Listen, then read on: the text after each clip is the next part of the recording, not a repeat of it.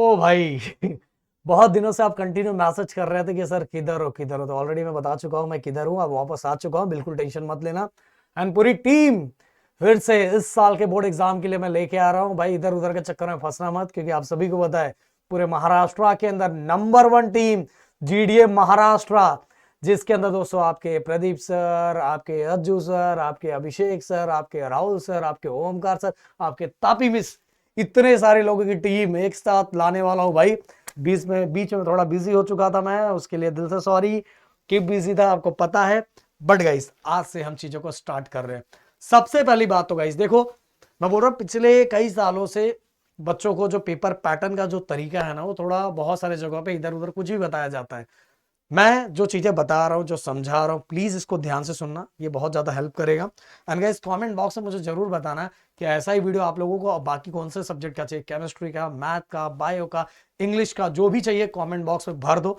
सबसे ज्यादा जिसकी मांग होगी वो वीडियो इसके बाद आ जाएगा। एंड भाई इस वीडियो पर टारगेट लाइक प्रदीप सर के लिए अराउंड 1000 तो बनता है। फटाफट फटाफट हर बच्चे प्यार दिखाएंगे।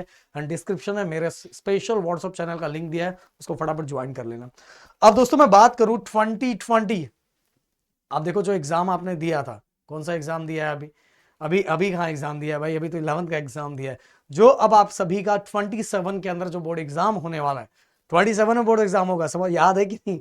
27 में जो बोर्ड एग्जाम होगा, उस बोर्ड एग्जाम के अंदर आप सभी का फिजिक्स का पेपर पैटर्न कैसे होने वाला है, उसके अंदर क्या क्या चीजें होने वाली है, आप लोगों को कौन से सेक्शन के लिए कैसे तैयारी करनी चाहिए, वो सभी चीजें इस वीडियो के अंदर मैं बताने वाला हूं। सो गाइस पेपर तो आपको पता है 70 मार्क्स का होगा, 30 मार्क्स का आप सभी का प्रैक्टिकल होता है।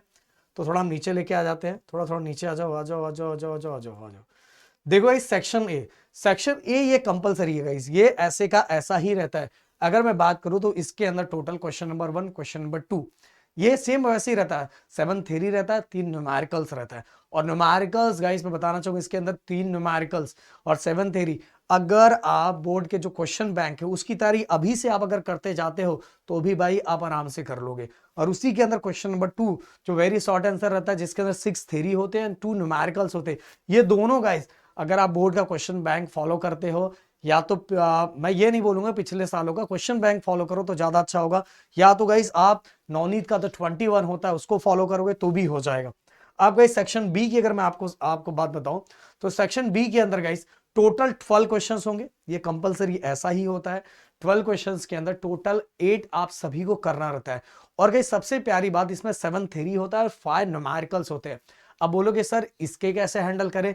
देखो गाइस मैं बताना चाहूंगा, सेक्शन बी, सेक्शन सी और सेक्शन डी, ये तीनों अगर आप पिछले जब से अपना सिलेबस चेंज हुआ तब से लेके अभी तक के अगर पीवाई के क्वेश्चंस करते हो तो भी आप ये इन सभी चीजों को बेहतरीन तरीके से हैंडल कर लोगे, आराम से हैंडल कर लोगे। अगर आप उत्तम के बुक को फॉलो करते हो तो भी आप आराम से हैंडल कर लोगे। तो इसके अंदर 7 थ्योरी और 5 न्यूमेरिकल्स होता है, मतलब 12 क्वेश्चन होते हैं।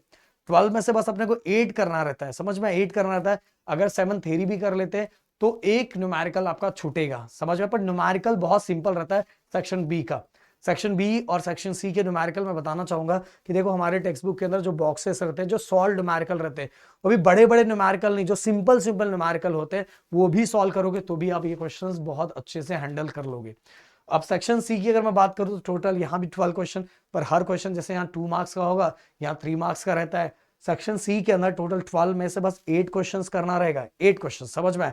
और 8 में से भी 7 थ्योरी होगा, 7 थ्योरी रहता है, मतलब 8 ही करना है। पर अगर टोटल 12 क्वेश्चन में से 7 थ्योरी और 5 न्यूमेरिकल्स होते हैं तो अपने को 8 करना है, तो 7 थ्योरी किया तो अपना बस एक ही न्यूमेरिकल जाएगा। बट फिर से बोल रहा हूँ न्यूमेरिकल्स बहुत सिंपल होते हैं।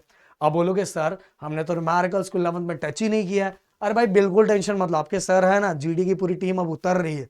प्रदीप सर ने स्टार्टिंग कर दिया है, आप देखो कैसे सब एक साथ आते हैं। अब सेक्शन डी की अगर मैं बात करूं टोटल, हाँ यहाँ गड़बड़ होता है, बहुत सारे लोग यहाँ कुछ भी बताते हैं, बताना चाहूंगा। सेक्शन डी के अंदर टोटल 5 क्वेश्चन है, 5 में 3 करना रहता है। बट गाइस यहाँ मैं कुछ चीजें आपको बताना चाहूंगा। ये देखो ये राहुल सर ने लिखा इंजीनियरिंग स्टूडेंट्स को कुछ बता रहे थे, तो मैं बताना चाहूंगा कि यहाँ देखो टोटल 5 क्वेश्चन होते हैं, हर क्वेश्चन 4 मार्क्स का होता है। बट कभी कभार 4 मार्क्स के लिए एक क्वेश्चन भी आता है, एक क्वेश्चन में जैसे एंगल ऑफ बैंकिंग, ऐसे जो क्वेश्चंस है वो 4 मार्क्स के लिए आते हैं। बट कभी कभार क्या होता है, ये 4 मार्क्स को 2 मार्क्स में स्प्लिट भी कर दिया जाता है। 2 मार्क्स का क्वेश्चन हो जाता है, मतलब थ्योरी क्वेश्चंस हो जाते हैं, 2 मार्क्स के न्यूमेरिकल्स हो जाते हैं। ऐसा भी स्प्लिट किया रहता है। इसीलिए गाइस यहां मैं ऐसा बच्चों को कैलकुलेशन करवाता हूं कि अगर मान लो आपको मतलब 5 में से, मैं यहाँ करके बताता हूं तो आपको समझेगा थोड़ा और अच्छे से। जैसे भी बताऊं 5 क्वेश्चन है, 5 में से मान लो पांचों क्वेश्चन में से मान लो पहला क्वेश्चन 4 मार्क्स का है, दूसरा क्वेश्चन भी 4 मार्क्स का आ गया। अब क्या हो गया कि बाकी जो क्वेश्चन है वो 4 मार्क्स से 2 में स्प्लिट कर दिया, ऐसा स्प्लिट कर दिया, 2 में स्प्लिट कर दिया। 2 मार्क्स का थ्योरी, 2 मार्क्स का न्यूमेरिकल, 2 मार्क्स का थ्योरी, 2 मार्क्स का न्यूमेरिकल, 2 मार्क्स का थ्योरी, 2 मार्क्स का न्यूमेरिकल। अगर गाइस आपने थ्योरी सब कर लिया, ओके, बट आपको न्यूमेरिकल्स नहीं आ रहा है, तो मान लो यहाँ आपके 6 मार्क्स जाएंगे, सब 6 मार्क्स जा रहे हैं। बट गाइस यहाँ अगर ऊपर के आपने दोनों थ्योरी कर लिया, आपको थ्योरी आता है पूरा, अगर आपने पीवाई क्यू फोकस कर लिया, जब से सिलेबस चेंज हुआ है तब से लेके अभी तक के मतलब कि पीवाई क्यू को कर लिया, तो ये क्वेश्चंस आराम से हैंडल हो जाते हैं। वो वही डेरिवेशंस आते हैं जो डेरिवेशन बार बार लोगों से पूछा जाता है। इसलिए 2 हो गया, क्योंकि अपने को 5 में से 3 करना है, 2 यहाँ खत्म हो गया। इसमें से कोई उठा लिया, अगर 2 भी कर लिया तो आपके कितने मार्क्स जा रहे हैं, बस 2 मार्क्स जा रहे हैं। तो यही सब प्लानिंग है गाइस, जिसको अगर आपने सिस्टमैटिक वे में हैंडल किया तो आप पेपर अभी से बहुत अच्छे से कर सकते हैं। देखो, दो जो भी चैप्टर कर रहे हो उन चैप्टर के पीवाईक्यू अच्छी तरीके से देखते जाओ, करते जाओ, क्योंकि बिना मतलब का कुछ भी किसी का सुन के कुछ भी किए जा रहे हो, कोई प्लानिंग नहीं है, कुछ भी नहीं, बस किए जा रहे हो, तो कोई रिजल्ट अच्छा आने वाला नहीं है। समझ में आया? अगर आप प्लानिंग से करोगे, आप बोलोगे, तो मैं आप सभी के लिए एक सिस्टमैटिक वे में, फिजिक्स के लिए, केमिस्ट्री के लिए, मैथ के लिए, बायो के लिए, इंग्लिश के लिए, सभी के लिए एक सिस्टमैटिक वे में प्लानिंग लेके आऊंगा। सब्जेक्ट वाइज आपकी मांग होनी चाहिए, जिससे आपको समझ में आए कि पढ़ना कैसे स्टार्ट करना है। ओके, तो चलो मिलते हैं नेक्स्ट वीडियो में। थैंक यू सो मच, जय हिंद एंड जय महाराष्ट्र दोस्तों।